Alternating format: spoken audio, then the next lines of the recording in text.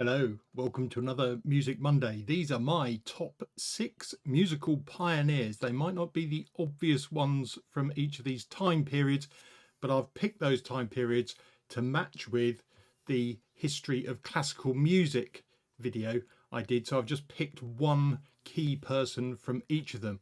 If you can recognize them from their pictures here, well done. And I'll get myself out of the way so you can see the dude behind me as well. It's okay, you don't need to know who they all are. I'll go through them one at a time. Okay, I'm going to start the story in ancient Greece and Pythagoras. What a guy. Basically, he discovered the mathematical ratios that underline musical intervals. So he was experimenting with strings of different lengths. He found simple ratios like 2 to 1 for an octave and 3 to 2 for a perfect fifth produced sounds that we found harmonious as humans. The concept of mathematical harmony basically laid the foundation for every bit of music theory that comes after it.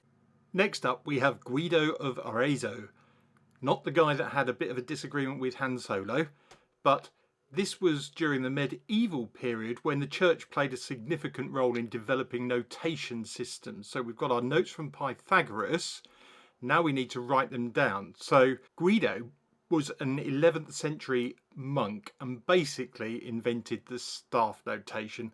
So it was much easier to teach and learn music now. Next, we have this slightly scary looking dude, Giuseppe Zarlino. I'm sure he'd say the same about some of my photos. But in the 15th to 17th century, we saw music evolve and polyphony coming to the forefront, and he pretty much refined the understanding of counterpoint, how to combine independent musical lines, and he outlined the rules for consonance and dissonance and influenced composition techniques well after his lifetime. Now we move into the Baroque and classical era, and with Jean-Philippe Rameau, pretty much he was groundbreaking in his theories and harmony on chord progression and provided a systematic approach to composition that hadn't been around before. He emphasized the importance of the bass line as well.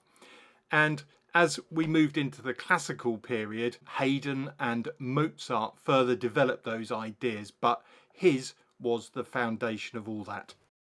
As we move into the Romantic era, I literally could have picked loads of musical pioneers at this point, but I decided to pick Richard Wagner because he expanded the harmonic language with an increased use of chromaticism and using notes outside the standard major and minor scales. And my sixth pioneer is Arnold Schoenberg.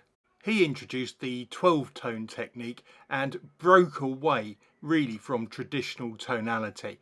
Of course, you had jazz and harmonic concepts from that as well, along with extended chords and improvisation. I hope you found that interesting. I do like a bit of musical theory and history all thrown in together. Who are your favourite musical pioneers though?